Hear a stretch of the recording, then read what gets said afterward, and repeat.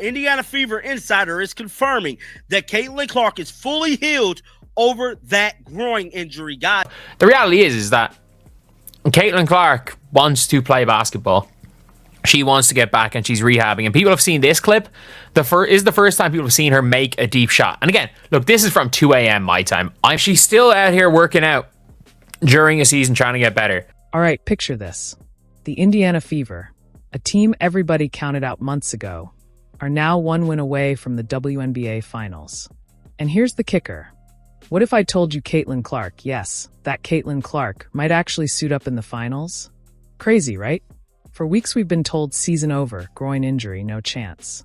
Caitlin Clark took to social media to announce that her season is over. Clark hasn't played since July 15th after suffering a groin injury. She was limited to just 13 games this season. Out for the remainder of the 2025 season, something we all think we knew was coming after what Stephanie White said earlier today. We couldn't be too sure until we see it for ourselves. And with this announcement from the GOAT's mouth herself, Caitlin Clark won't be returning this season, nor... But now, there's a loophole in the WNBA rulebook that just might change everything. Stick with me, because this story has twists, risks, and a potential Hollywood-level ending. Caitlin Clark went to social media earlier today to let the world know she will not be returning for the remainder of the season. I personally believe the Indiana Fever knew that they could not keep prolonging this because that's all they were doing, dangling Clark in front of us, having her go into all these games to sign autographs, thinking that, okay. Nobody, and I mean nobody, thought the Fever would be here. This was supposed to be a rebuilding year. Young roster, injuries piling up, inconsistency everywhere. Then Clark goes down with that groin injury. Everyone wrote them off. See you next season, Indiana. But instead of folding, this squad fought. Aaliyah Boston showed why she's the future. Kelsey Mitchell has been torching defenses. Natasha Howard and Odyssey Sims brought veteran stability. And Sophie Cunningham? She's been that hustle and heart player everyone underestimates until she's diving on the floor. So here they are, one step from the finals without Caitlin Clark. And that makes you wonder, if they could do this without her, what happens if she comes back? Let's not forget who we're talking about. Caitlin Clark isn't just another rookie. She's the face of women's basketball right now. Sold-out arenas, record-breaking TV ratings. The Fever went from irrelevant to must-watch overnight because of her. Then came the groin injury. And groin injuries? They're nightmares. 2 weeks if you're lucky, 6 weeks if you're not. The Fever said she's done for the season.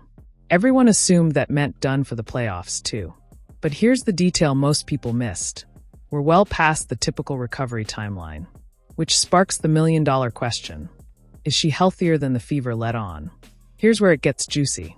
Normally, once playoff rosters are locked, that's it. What you submit is what you've got. But the WNBA rulebook has a little-known clause.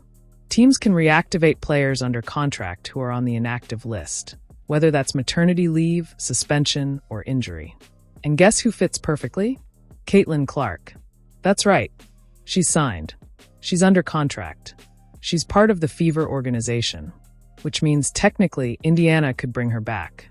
Now exceptions are rare. But the fact this exists means it's not just some fantasy. There's a real pathway.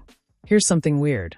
Indiana only submitted 11 players on their playoff roster when they could have carried 12. Why? Some believe it was intentional, a quiet chess move. Maybe they left that spot open just in case Clark could return.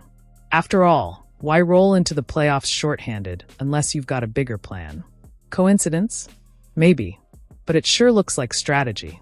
Even if she can return, the gamble is massive. She might not be in game shape.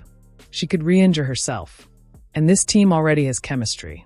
Messing with that in the finals? Dangerous. But on the flip side, even a 60% version of Caitlin Clark is game-changing. Her shooting stretches defenses. Her passing opens up the floor. Her fire lifts teammates. With her, Indiana has a real puncher's chance, even against the aces. So the Fever face a brutal decision: short-term glory or long-term security. Imagine Clark walking onto the floor in Game 1 of the finals. The Aces' defensive plan? Gone. Without her, teams packed the paint against Boston. With her, you can't. She stretches you out to the logo, forces rotations, and suddenly Mitchell and Cunningham are wide open. Defensively, she's not perfect, but her presence speeds up the game, forces transition, and adds unpredictability. And beyond X's and O's, the hype would be insane. Packed arenas, spiked ratings, a finals with Caitlin Clark returning from injury? That's bigger than basketball. But let's not overlook this. How do her teammates feel? On one hand, they've battled their way here without her. That creates pride and chemistry. On the other hand, imagine the boost if their leader walks back through that tunnel. Boston gets more space inside. Mitchell sees more open shots. Veterans know defenses can't just collapse anymore. Even if Clark's not 100%, her presence could supercharge the locker room's belief. Sometimes in sports, belief matters more than stats. And then there's the media. Think about it. ESPN, FS1, every sports podcast in America, all leading with Caitlin Clark returns for the finals. Twitter, TikTok, Instagram would go insane. That spotlight doesn't just help the Fever, it elevates the entire WNBA. Clark's debut already broke records. Her finals comeback? That could double them. And whether we admit it or not, the league knows this. The business side matters. The hype matters. And Clark is the biggest driver the WNBA has ever had. Here's another layer, legacy. Caitlin Clark is already a phenomenon, but a finals return in her rookie year? That's storytelling gold. Think about other legends. Jordan with the flu game, Willis Reed limping onto the court, Kobe dropping 60 in his farewell. Clark stepping back onto the finals stage after an injury? That's the kind of moment people talk about decades later. Even if she doesn't play every minute, even if she just contributes, it cements her reputation as someone who shows up when it matters most. Now flip the script. What if she doesn't come back? Honestly, that story's powerful too. The Fever making the finals without her proves they're not just Caitlin Clark and friends. It shows they're deeper, tougher, and more resilient than anyone gave them credit for. Either way, this team is rewriting its identity. And Clark's presence, whether she plays or not, is at the center of it. So here's the bottom line. Thanks to that little-known WNBA rule, Clark's finals return is technically possible. The Fever left the door cracked open. The league might be tempted, and her recovery timeline lines up just enough to make this dream feel real.